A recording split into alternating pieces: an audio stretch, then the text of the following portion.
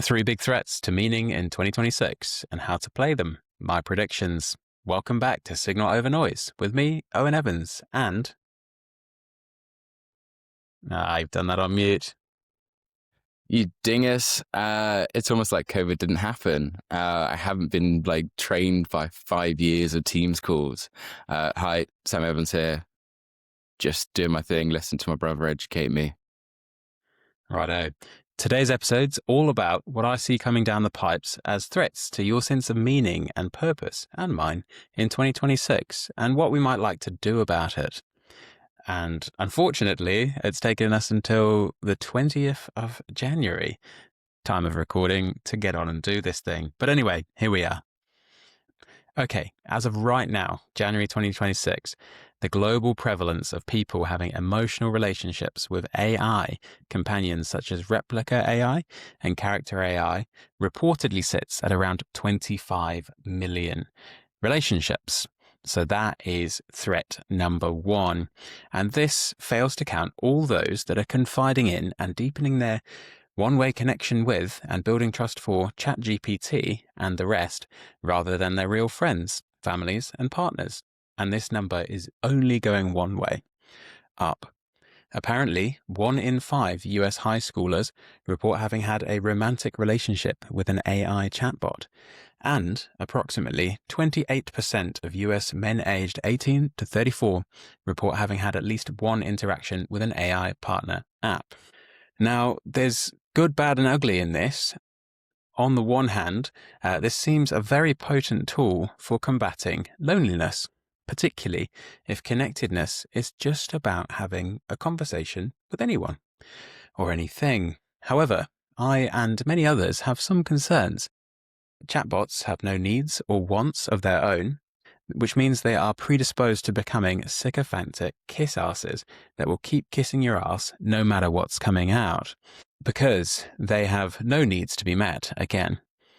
Except one: keep you on the app, keep you expending your time and attention on the platform. So, the threat here is, will synthetic relationships displace, to some extent, human ones, and what's the cost? A synthetic relationship, I perhaps should have explained, is one between a human and an artificial entity. One of the first of these came along back in the 1990s with the wildly popular Japanese digital pet toy, the Tamagotchi. The programmed clump of pixels, vaguely resembling an animal, forced its owners, although they didn't feel forced, into scheduling their real lives around meeting the physical and emotional, but entirely fictional, needs of this little furry friend. Still, slap some big buggy eyes on a machine or screen, and humans will end up anthropomorphizing it and feeling something towards it. Unfortunately, we really can be duped that easily into expending our emotions and time on fictional entities. So, people eschewing other people in favor of machines has been something of a problem for a long time. But the machines are ever more enticing, and, well, that makes it harder and harder for humans to attract the interest of other humans. And I think it's set to get a lot worse in 2026. Why? Character AI, replica AI, and the rest are getting really bloody good at predicting exactly what people think they want out of relationships. And because their avatars run on electrons, not food, drink, sleep, sex, or emotional and psychological well-being, they ask for nothing but your credit card in return. And usually indirectly too. So these things are popular. Estimated prevalence of 25 million global users, massively undercounting, and the ridiculous high rates of young people. The data that I saw happened to be on the US, and maybe it's more of an Anglophone problem, I don't know. But anyway, pretty alarming. Before we get into the downsides and what we might want to do about it, let's think about the sort of potential benefits. And I guess it's that loneliness thing, really, isn't it? And it's for the extremely, perhaps physically and geographically isolated of us. The potential for a human light or imposter relationship and interaction is most beneficial for those without any genuine prospects of the real thing.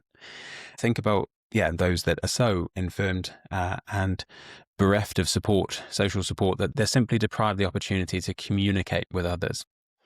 But this really is where the good ends for me, with perhaps a minor sort of potential role as a training tool for human-human interactions. But because these aren't humans and they don't have the needs and wants and desires and whims of humans, it's actually a pretty poor training tool. And actually, the dojo you should be training in would be, the pub, the school.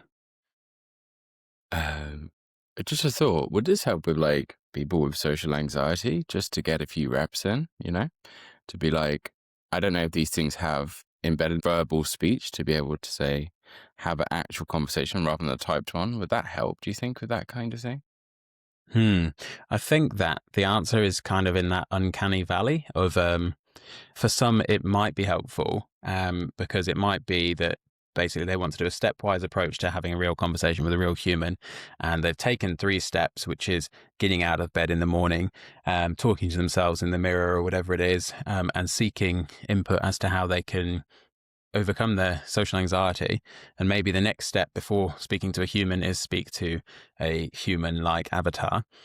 My risk is that people get stuck on the human-like avatar and they find it a lot easier, or the difference between the replica AI avatar and a real human is too big, and that actually it would be like training for a 400-pound deadlift by deadlifting 20 kilos a lot of time. So you can get as many reps in as you like. I don't know why I've switched units there, but 20 kilos is like 45 pounds. Like you can do as many of those as you want and you're not going to lift 400, eh? And so, you've got that predictability that essentially there's never going to be any blowback on you with the AI. You can just switch it off. You can pull the plug. Like you can't or shouldn't do that to another human. Yeah. Oh my days. It's so much more complicated than that, isn't it? Yeah. All right, cool. I'm just trying to think of like really positive, happy use cases where this could actually help people. But yeah, I'll see if you've got any. Yeah, well, that's not really the point of today's episode. Is exploring the risks really.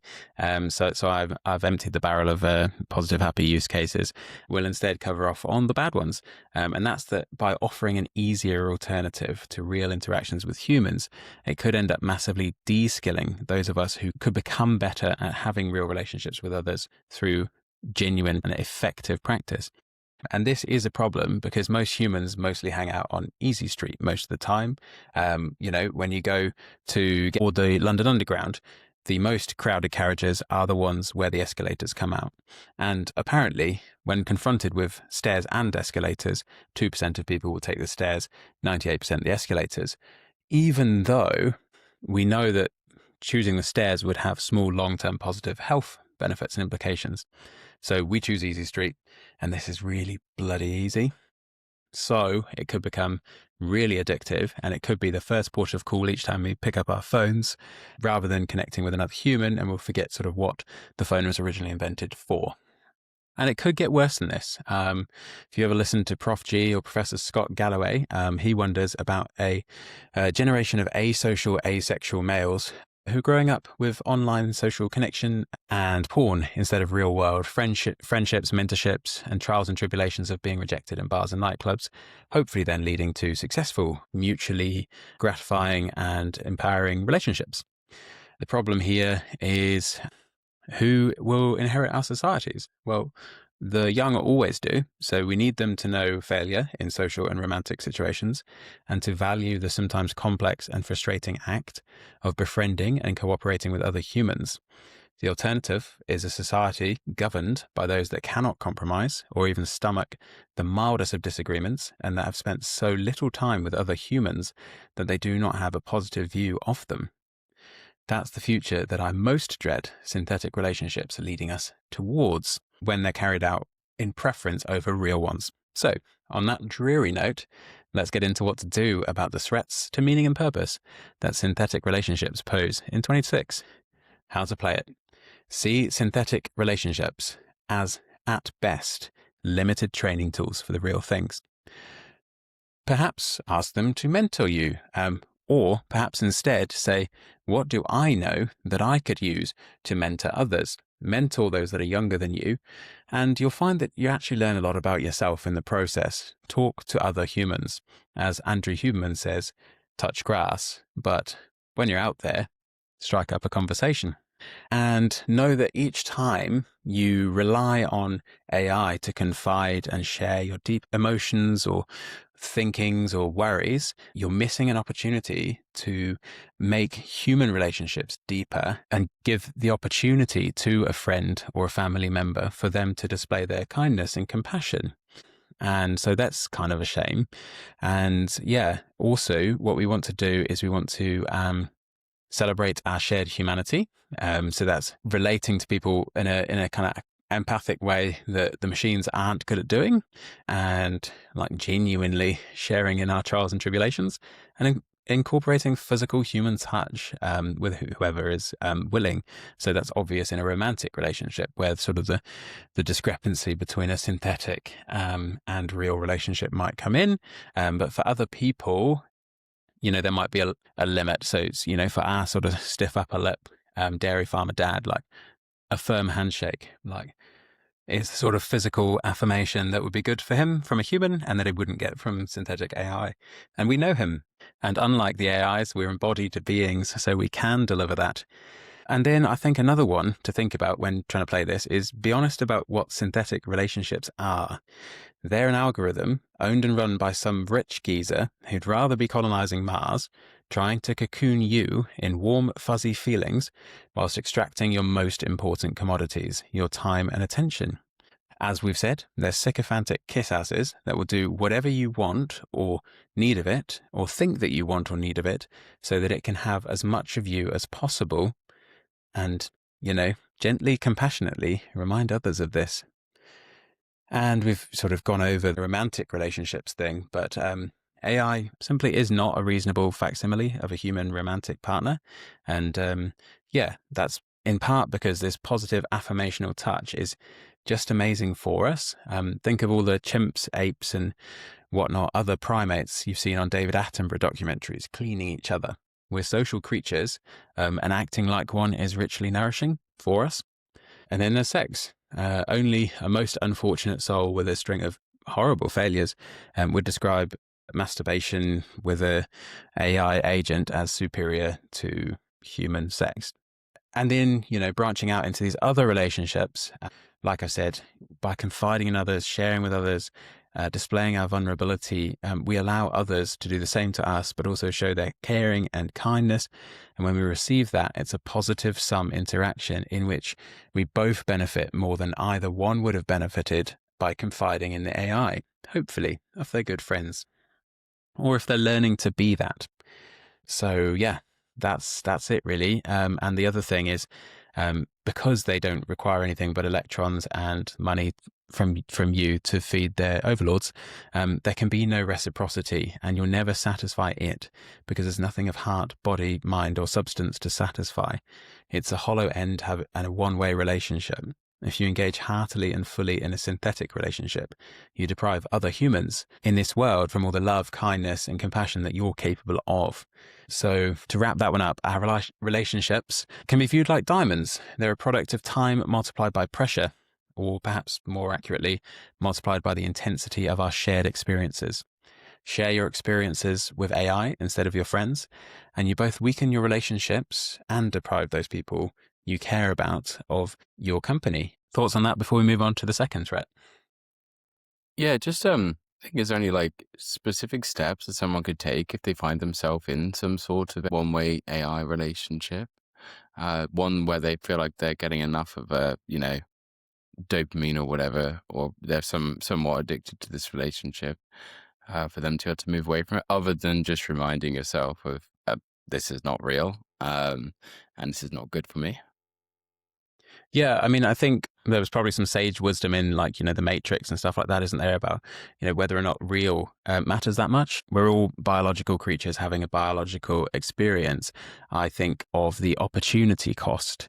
And I would ask these people to think of the opportunity cost, which is we're finite creatures and beings with almost infinite hopes, dreams, desires, and aspirations. So essentially, every time we're doing something, we're not doing a load of other things. I would caution these people that essentially every time you are engaging in and deepening your connection with a fictional entity that's incapable of feeling, but can effectively display the words that would suggest feeling, you are missing out on opportunities to provide in a positive sum way human thriving, essentially. So I would say take that good stuff and put it somewhere where it can be received. And yeah, I feel for those that don't have an apparent easy answer to where that would be, and just hope that they can find one, really. But to find, we must first seek. So that's what I would say. Obviously, with something that is an addiction or an addictive type relationship and it exists on your internet enabled devices, it's hard because it can reach you almost anywhere. And you would need the discipline of severing your, phone from your hand or your hand from your arm, really. And most people are incapable of doing either. If you can do the former, great. Yeah, so that would be it, really. And reach out to someone else. And I think it's one of those things that, because having a relationship with AI is so stigmatized and like sort of frowned upon, it's one of those things that lots of people suffer the recovery phase of silently. It's more prevalent than we think it to be. And if you do reach out and speak about it, you often bump into other people that have also had these experiences, but they've also had them privately and alone. So the act of reaching Yeah. out is you moving on, isn't it? And you might learn something really useful from them as well about how they did it. I mean, I've never had a look before, but this feels like the kind of thing there'd probably be subreddits for, like life after replica or whatever, trying to build genuine human bonds again. So yeah, good thinking. Think about the opportunity cost. What are you missing out on? Yeah. And if you could find an IRL like forum where you can freaking walk across the room and hug someone who's Wow, also coming out of it, that would be fucking cool, eh? But obviously we that'd don't be all really live cool. places where that sort of stuff's happening. Maybe none of us do. Maybe that's a dream world, but that's a dream world you could make. It might be a Moving real on. thing soon. Yeah, go ahead. Yeah, true. Yeah. And we'll confide to our wives and fiancés about what's been going AIA. on with us. Yeah. um, yeah. Threat to meaning and purpose number 2. That would be Waymo and possibly AGI, leading to mass human redundancies. So basically, capitalism, oversimplified, works like this. A wealthy person invests money in tools and equipment. They then employ labor to use said equipment to make widgets or any goods of value. Businesses grow either by scaling their labor or investing in bigger, better, and more technologically advanced tools, or a combination of both to bring better products or more products to market.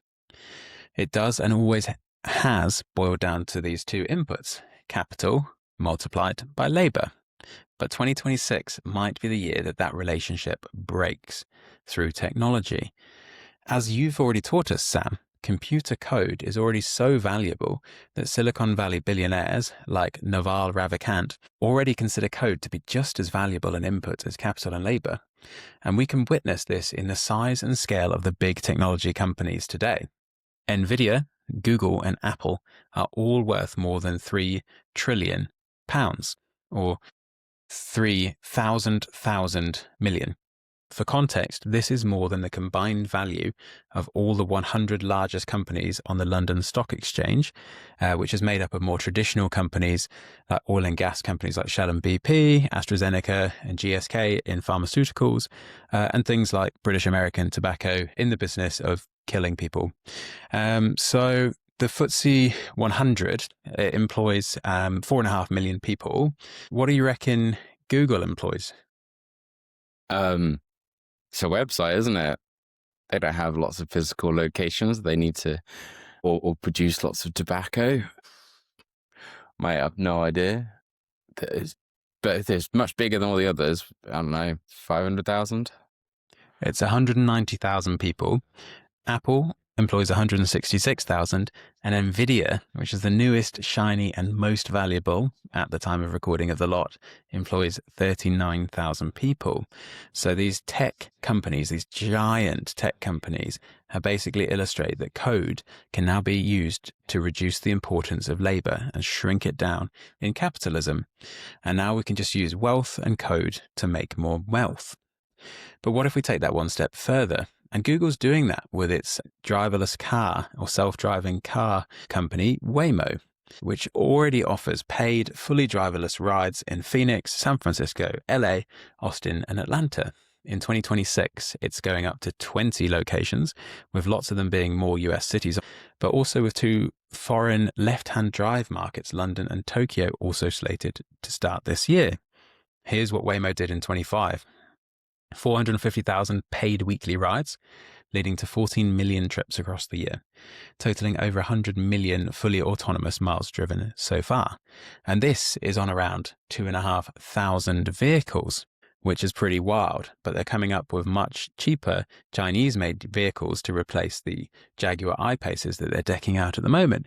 So they're going to be able to scale a lot quicker. So this is great news for a lot of people. But on the other hand, by the end of 2022, which is the most recent data I could find, Uber had 5.4 million drivers registered globally. And in the US alone, in 2025, there are a reported 3.6 million professional truck drivers, 1.3 million delivery drivers, and 500,000 bus drivers. So you can see the obvious problem here. If Waymo gets really good, these people, who are obviously an entire spectrum of sort of morality and ethics and how they show up in the world, will become unemployed and potentially unemployable. Why? Because with artificial general intelligence also coming around, we're not just talking about ever sharper tools for humans to employ, but new sovereign agents that will make the decisions and create value without need for human input. Drivers will not be alone in potentially becoming unemployed, so there'll be a flood of interests in those few jobs that will remain sheltered from AI interference. Take, for example, your masseuse.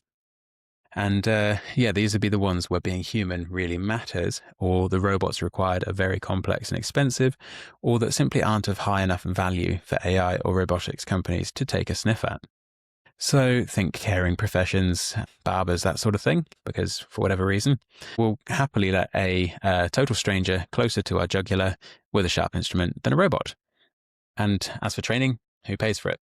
And what were you going to train to do that's safe?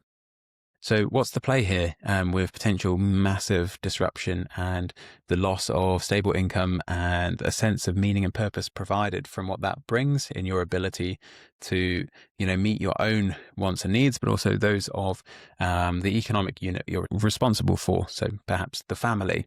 The play here, I think, really is to build a broad foundation of who you are and why you matter to the people that matter to you, that does not rely solely upon being an economic provider. So add in being a good family person. You don't need to make one, just get active in the one that you currently belong to, or remember that good friends are the family we choose. Join community groups or act in a pro-social way in your community to make them.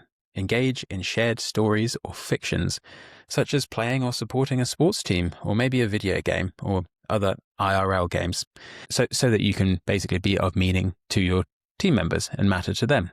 And safeguard your economic security by scanning for what technology is likely to displace, and build skills and pivot your career away from these and into the safe havens. So that's it. Develop as many pillars of identity and self-worth as you can so you can better withstand the potential that the economic one will be crushed. Thoughts before we move on to number 3? Yeah, so it just kind of reminds me of something about the Ikigai as well, actually. So if you haven't listened to it at the end of this episode, make sure you go back and listen to it. But it talks about finding your life's purpose, but it also talks about reviewing your life's purpose and being flexible. And so, for example, like one of the 4 pillars of the Ikigai is, what will the world pay for? So in this example of Uber versus Waymo, clearly we're moving towards a world where the world will not pay for taxi drivers. So in that case, you must think to yourself, okay, I have all these other aspects of my being, be it what I enjoy doing, what I'm good at. What was the other one? What the world needs. What I'm good at, what the world needs, and what the world will pay for. So if we lose one of those 3, do you have anything else that fits neatly into all 4 of those things? Well, the world will actually pay for, and you are good at, and you enjoy, and the world needs. So yeah, maybe that's like a mental model you can revert back to if unfortunately, your job is displaced by AI. Yeah, thank you for that. It's really good. And I guess, you go through what you tick all 4 boxes, and then you move on to what's 3, and that's better than what's 2, isn't it? And then, you try Exactly. and avoid, unless you absolutely have to, the one where you can only tick one of the boxes and it's something you hate, the world doesn't need it, and you're no good at it, but it happens to pay, you know, Yeah. there's sort of, hopefully, sort of the alarm bells have gone off and you've intervened before we get to that stage. But, we could be in for a pretty wild ride. And so moving on to threat to sense of meaning and purpose, number 3, and that is an ever increasingly atomized world and echo chambers of one. And AI again has plenty to answer for. And to open up on this, I want to remind people and maybe describe for younger listeners, there was a time when the entirety of the internet seemed to be displayed on a single page. And that was not just my lot or yours, but everyone's. That's all we had available to us. And because of that, we shared the truth, which seems like a wild concept nowadays.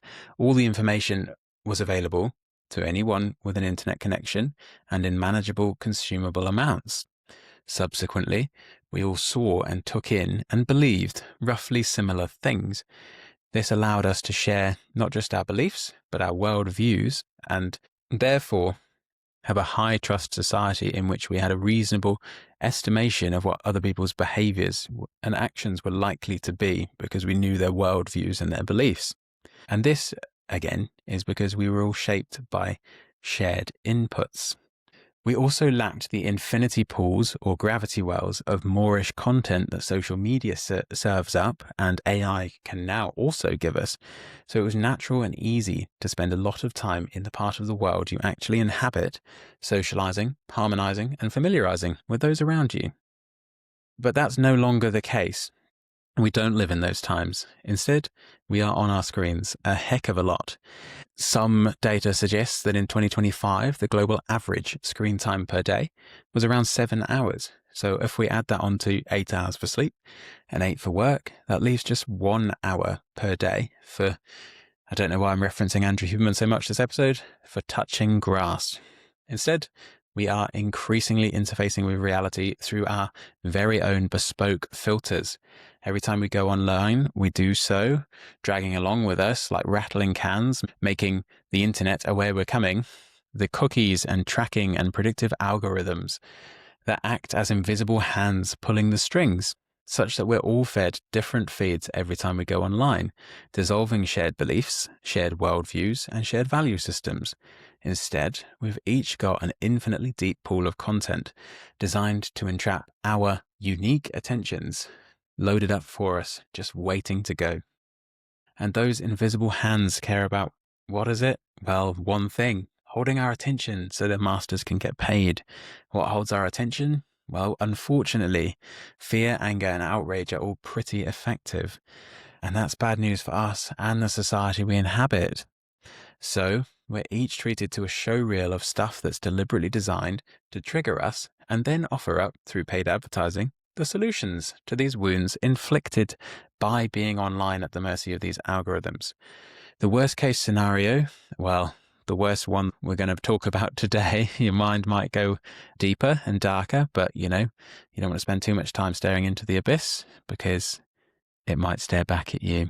The worst case scenario that I've listed is that your mental model of reality is completely cleaved apart from how reality actually is by this process, which leads to a breakdown in all previous relationships because nobody can understand you and you can't understand them, and an inability to trust anyone who represents the reality you no longer believe in. And inevitably, extreme social isolation stemming from this. And then what comes next is a growing sense of impotence or irrelevance, as every action you take based on your flawed worldview or mental model inevitably fails because it was planned out using your deeply imperfect mental model of how reality actually is. For example, if I believe in a conspiracy theory that the lottery is rigged, and I am then offered up an advertisement to buy an expensive paid-for course teaching me how to win the rigged game, and then go on to employ what I've learned from the course, I will believe I have a more than reasonable chance of winning this rigged game. What if I don't? What if I don't again and again and again? What if I've taken out a high interest payday loan to fund the course and my lottery bets? Despair, despondency, maybe a little anger. Turning yourself over to the algorithms and allowing them to populate what you see and hear is, at best, a highly risky approach. Why not instead seek the advice of people you admire and trust? Ask your happiest seeming friend how to have fun on the weekend. Ask your most measured and emotionally integrated what self-help or philosophy books to read. And ask anyone you like over the age of about 35 what it was that people used to do for fun before smartphones. And try that instead. But here we are. A milder, perhaps less terrifying scenario is that you gain most of your sense of community and interesting conversations from online forums. Great. But if you can't parlay this into real-world friendships, then you're exposed to the following risks. 1, your best friends might be catfishing you or might be bots deployed by Russian hackers. And 2, you may withdraw from your in real life friends and family because their conversations seem less stimulating or interesting. And you don't want to deal with the dramas that these people, real embodied people, bring with them. And so you might become a stranger in your own home. And 3, you may come to resent or despise your neighbors simply for the fact that they have not embarked upon the same online journey of discovery, healing, growth, education as you. This is, of course, ridiculous because nowadays no 2 online journeys are the same, and therefore the products cannot be expected to be the same.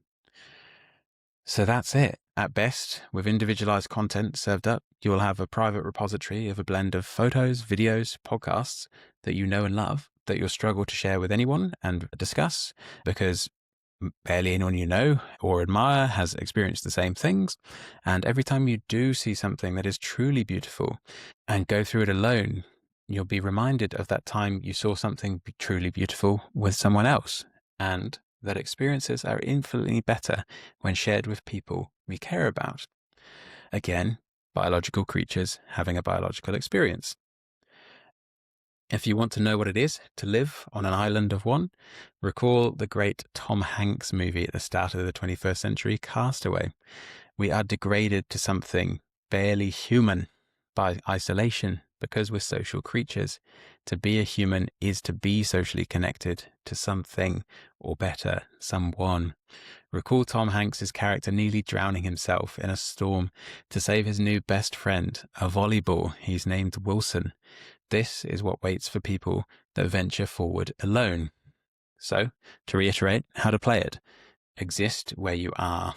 Be amongst those who you are amongst. Track screen time and track real time. Make a game of it and celebrate real time winning. If you want your reality to be populated by decent guys and girls, show up and be one. And put yourself in situations where others are likely to be that to you, remembering what the prophet Elon Musk said about the problem with the internet. It reduces the proximate cost of being an asshole to 0. People are more decent and more real face to face because there's no hiding, and there are costs to falling short of moral and social norms, so they won't. How to do it? Take an interest in strangers. Ask people how their day is and stick around to hear their answers. Join a team, any team, sports, weeding, bridge, whatever. Become a cog in a machine bigger than you, a social one, I should add.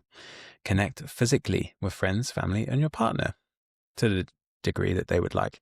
As in the synthetic relationships part of the episode, the route forward with your partner is simple enough. Anyway, just keep turning up again and again for friends and family. Drag them off their sofa. Hold each other mutually accountable for turning up in the real world by scheduling and attending dates, coffees, beers, whatever it is you fancy. Sam, thoughts before we wrap this one up? No, mate. I think it's just important that we do acknowledge what the impact of all of these changes are going to be on our lives. It's funny. I wasn't expecting a prophet Elon Musk. I feel like your comment there about him being a prophet felt like prophetic of what he was about to become. But anyway, that's by the by. This is really solid. Honestly, I don't have much to add to this. in that case, we'll wrap it up and say thank you so much for listening. Hopefully this drops early in 2026 and you find it well in advance of these three trends getting a bit too out of hand. And I hope I've provided some value. If I have, please drop a 5-star review if you think that's fair. And until next time, be well and do good.